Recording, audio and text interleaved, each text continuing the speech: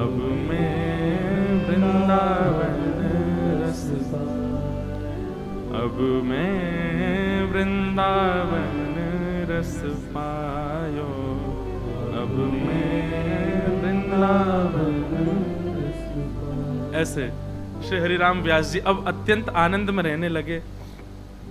एक दिन की लीला, कोई वैष्णव आए और दर्शन करने जुगल किशोर जी के, और वाने श्री जुगल किशोर जी को वंशी भेंट करी। तो महाराज जी एक बहुत सुंदर भाव, या से ये लोग, कई लोग आमे वंशी लेके ठाकुर जी के लिए, और हमारे लाल जी छोटे, कोई को पता नहीं रहे, टीवी में देखे तो बड़े दिख रहे, तो बड़ी बड़ी वंशी ले आए, कोई छोटी ले आवे, कोई बड़ी ले आवे, कोई मोटी ले आवे, कोई पतरी। अब सबकी वंशी ठाकुर जी धारण नहीं कर पाते, लाल जी को जितना अवकाश है उतनी वंशी ले में। लेकिन हरिराम व्यास जी की एक कथा से एक बात सिद्ध दे रही है, कैसी भी वंशी आवे लाल जी के पास पधराओ जरूर। क्यों? तो एक वैष्णव ने श्री जुगल किशोर जी को वंशी पधराई, सन्मुख भेंट में दी। हरिराम व्यास जी ने पर्दा करके और वो वंशी उठा करके जुगल किशोर जी की भुजा में धारण कर, तो जुगल किशोर जी के जो हस्त कमल के बीच में अवकाश था वो छोटा था थोड़ा, और वंशी वहां में भीतर जावे नहीं। हरिराम व्यास जी बोले, नेक, इतनी सी नेक और पतरी होती वंशी तो सुई भीतर चली जाती। लेकिन उन्होंने मन में विचार किया, नेक ही तो अंतर है, नेक जोर लगा के देखूं, नेक जोर लगाऊं वंशी आई जाएगी। ठाकुर जी की सेवा में बंधुओं एक बात का बहुत विशेष ध्यान रखा करो, नवाते समय, अभिषेक करते समय, श्रृंगार करते समय। महाराज जी पुष्टि मार्ग में तो ऐसा भाव भी है कि अंगूठा को प्रयोग मत करो ठाकुर जी को। ये अंगूठा अगर हम ऐसे करके लाल जी को करें तो ठाकुर जी को श्रम होता है। उठावे बैठावे के काजे भले ही ऐसे हाथ कर लो, लेकिन ठाकुर जी की सेवा उंगलीनते ही करो, क्योंकि बल लगता है अंगूठे में, ठाकुर जी को श्रम हो जाएगा। इसलिए बात करें तो भाई आपकी इच्छा, आपके लाल जी को स्वरूप कैसो वाक्य अनुसार, लेकिन ठाकुर जी के श्री अंग पर ज्यादा जोर नहीं लगना चाहिए। कई लोग ठाकुर जी को मुकुट उकुट नहीं आता तो ऊपर से यूं दबा में, ठाकुर जी कहते लग गई, बेचारे कहा करे। लेकिन हरिराम व्यास जी की एक लीला सुनो। आहा, हरिराम व्यास जी ने जोर लगाया कि बंसी भीतर जाए। जैसे ही महाराज जी जोर लगाया, श्री जुगल किशोर जी के यहां से रक्त निकलने लगा। ओहो, वो देख करके तो व्यास जी को इतनी वेदना हो गई, तुरंत गए, रुई का फुआ लेकर के आए, घी लगाया, व्यास जी के हाथ पर जुगल किशोर जी के हाथ पर लगाने लगे। नेत्रों से रोते जाएं, रोते ही जाएं, बार बार चरणन में जय जय क्षमा कर दो, जय जय मुझसे अपराध है गयो। अब देखो, व्यास जी से सीखो। जैसे ही बोध हुआ चित्त में कि मैंने अपराध किया है, तो प्रायश्चित्त के लिए एक स्वयं को दंड भी दिया। क्या दंड दिया? कि अब मैं नित्य सवेरे श्रृंगार करके जुगल किशोर जी को सजा करके बालकों से कहूंगा कि सेवा करो, और मैं वृंदावन की साय सूर्य अस्त तक परिक्रमा ही लगाता रहूंगा, वृंदावन की परिक्रमा लगाऊंगा। ये मेरे को दंड अपने आप को दिया उन्होंने। मैंने जुगल किशोर जी को श्रमित कराया। सुबह भोर में मंगला आदि करके, श्रृंगार करके, और श्री हरिराम व्यास जी निकल जाते और पूरे दिन वृंदावन की परिक्रमा लगाते, कुछ अन्न जल कुछ ग्रहण नहीं करते, और सूर्य अस्त जब तक नहीं हो जाता तब तक वृंदावन की परिक्रमा ही करते रहते और रोते रहते, क्षमा मांगते रहते, ठाकुर जी से मैंने अपराध कर दिया, मैंने लाल जी के लगा दी। एक ही दिन हुआ था दंड का पालन करते हुए, बहुत ध्यान से सुनो, केवल एक ही दिन हुआ था दंड का पालन करते हुए। अगले दिन व्यास जी ने श्रृंगार किया। अब वंशी जो नई वाली थी उसको तो दूर ही रखते थे, बोले ये तो लाल जी के पास ही मत लाना, इससे श्रम हो गया था। श्रृंगार करके पुत्र से बोले अब तुम सेवा करो, मैं जा रहा हूं परिक्रमा निकल। दूसरे दिन जैसे सेवा में आप परिक्रमा के लिए गए, शाम को लौट करके आए, जुगल किशोर जी का दर्शन किया, तो श्री जुगल किशोर जी ने वो बड़ी वाली बंसी वो हाथ में धारण कर रखी और मुख पे धारण करके खड़े। आपने जैसी वंशी देखी, बोले ये तो बड़ी वंशी है, ये तो वही वंशी है जो, कहीं ऐसा तो नहीं पुत्र ने जबरदस्ती श्रम करके लगा और ज्यादा दंड लग जाएगा मुख। भीतर गए, पर्दा करके जुगल किशोर जी की वो, अब जैसी वंशी निकाली वो बड़ी सहज से बाहर आ गई, बड़ी सहज से हाथ में चली गई। बोले वादना मैंने धराई तब तो ये भीतर ही नहीं जा रही, अब तो बड़ी सहजता से ठाकुर जी धारण कर रहे हैं। इतने में ही श्री जुगल किशोर जी बोलन लगे। अब बोलते भाई बोले अब बंसी तो छोटी बड़ी है ना सके, मैं तो मोटो और पतलो है सकूं, या हमारे मैंने पतलो है गो और या बंसी को धारण कर लियो। हे व्यास जी अब तुम अपने आप को दंडित मत करो, मैंने बंसी धारण कर ली है। और आज भी श्री जुगल किशोर जी वही बंसी धारण करते हैं। ठाकुर जी बोले बंसी तो छोटी बड़ी ना होगी, मैं तो छोटो मोटो है सकूं, तो मैं नेक बड़ो है गो, बंसी पकड़ ली मैंने। जुगल किशोर जी के इतने श्री हरिराम व्यास जी रात भर रोते रहे लाल जी के सन्मुख। जय जय, आपने कैसी कृपा की, कैसा अनुग्रह किया। बड़े आनंद में श्री हरिराम व्यास, कल पुत्री का विवाह का प्रसंग तो आप सबने सुना ही था। अब महाराज जी एक बात और मैं बताना भूल गया कल, कि जब पुत्री का ब्याह हुआ तो पहले ही मना कर रहे थे व्यास जी, तो काय को ब्याह कर रही है, संसार में पड़ जाएगी, वृंदावन छोड़ के जाना पड़ेगा, भजन कर। लेकिन पुत्री का ही मन था ब्याह करने का, तो ब्याह हो गया। अब ब्याह होने के बाद जब विदा होने का समय आया, बुंदेलखंड से आई थी बारात, किसी राजा के पुरोहित का बेटा था जिससे ब्याह हुई थी। तो जैसी बारात जाने लगी श्री हरिराम व्यास जी बहुत रोए। पुत्री आकर के गले लग गई, बोले पिताजी आप मत रोइए, मेरे वो तेरे विरह में नहीं रो रहा मैं, तू वृंदावन छोड़ के जा, कितना अभाग्य तेरा, दुर्भाग्य, तू वृंदावन छोड़ के जा रही है। महाराज पुत्री बोली कैसे पिता है आप, आपको मेरे जाने का बिल्कुल, वो तेरे जाने का काश्रम को, लेकिन मुझे ये लग रहा है तेरा कितना बड़ा दुर्भाग्य कि तेरे परिवार को वृंदावन वास मिल गया, तो फिर भी सब छोड़ के जा रही है।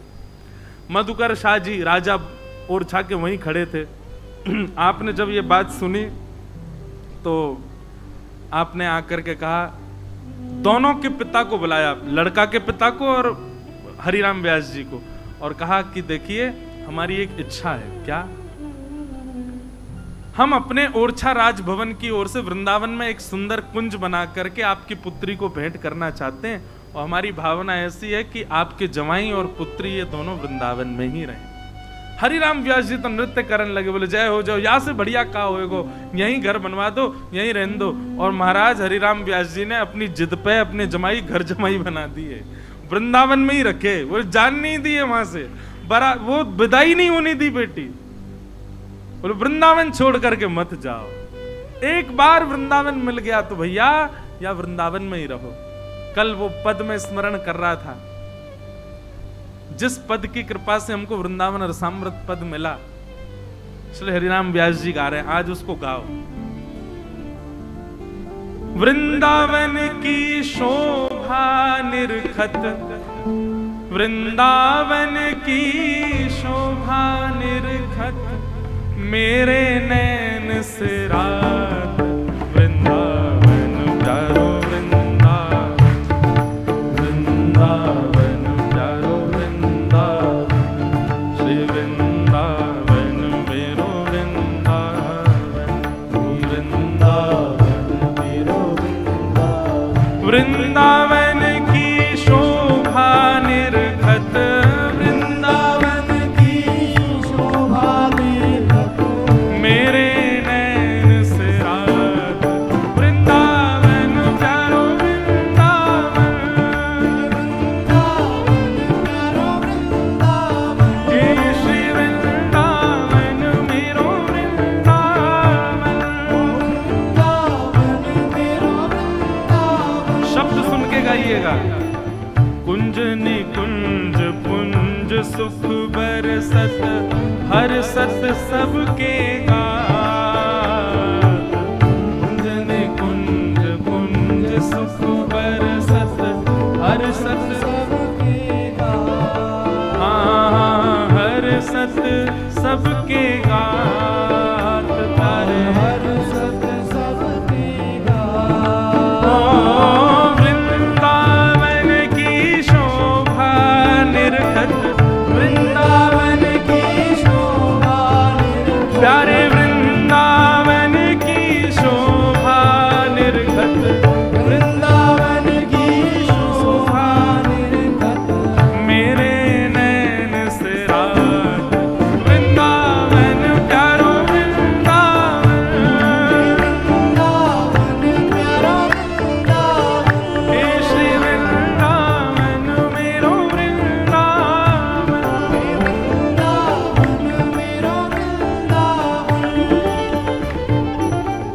राधा मोहन निज मंदिर महाप्रलय नहीं हो।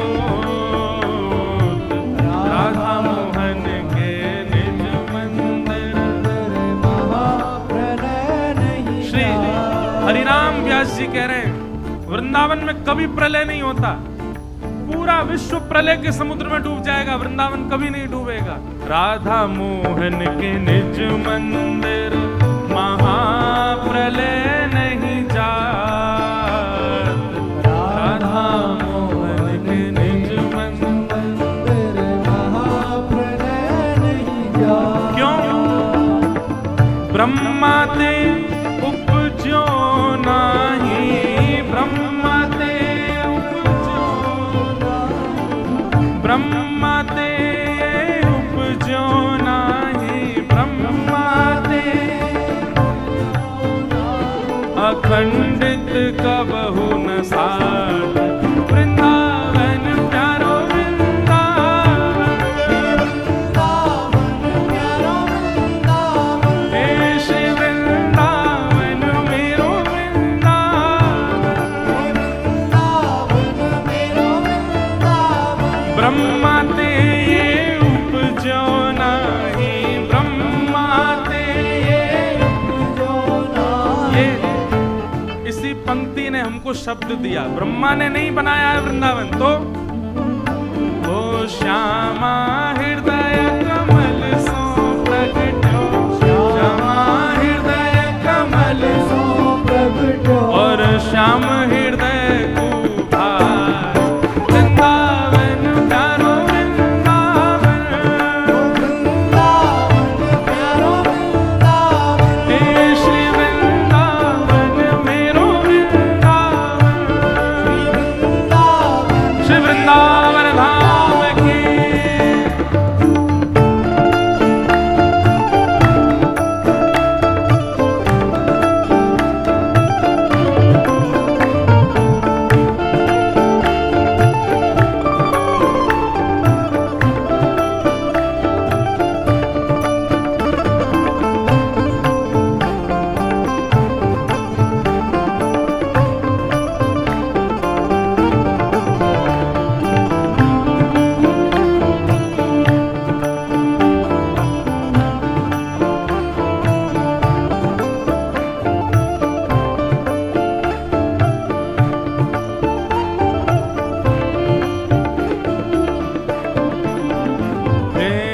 फन पर रवि तर नहीं विराट, फन पर रवि तर नहीं विराट, फन पर रवि तर नहीं विराट। हे महा नहीं संध्या नाही प्रात, महा नहीं संध्या नाही प्रात। हे माया काल रहत नित नूतन, माया काल रहत नित नूतन। हे माया काल रहत नित नूतन। माया काल रहत नित नूतन। हाँ सदा फूल फल पात। वृंदावन प्यारो वृंदावन, वृंदावन प्यारो वृंदावन। हे श्री वृंदावन मेरो वृंदावन।